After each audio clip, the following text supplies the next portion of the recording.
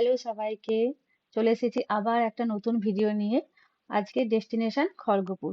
আজকে 31শে জানুয়ারি। তো একটু সকাল সকাল বেরিয়ে পড়েছি, কারণ আমার লোকেশন থেকে খড়গপুর অনেকটাই দূরে। ওই 6টা নাগাদ বেরিয়েছি।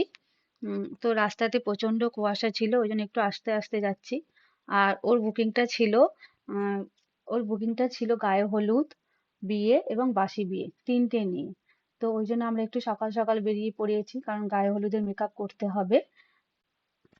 পৌঁছে হলেতে পৌঁছে গেছি। আর একটু মিররে ভিডিও বানিয়ে নিচ্ছি, কারণ টাইম পাস করছি। ব্রাইড গেছে স্নান করতে, তো ও এলেই ঝটপট মেকআপ শুরু করে দেবো।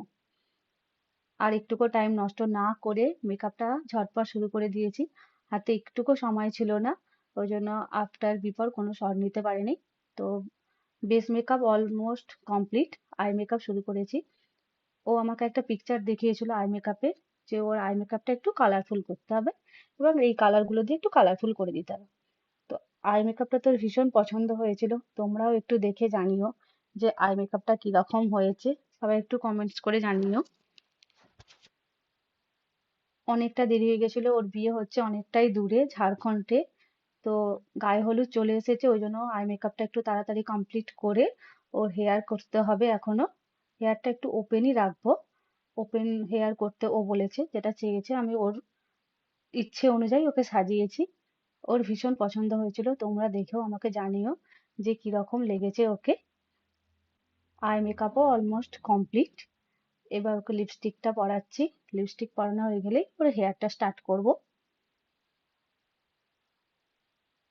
তো ওকে দেখো কিরকম লাগছে, এখনো হেয়ারটা করিনি।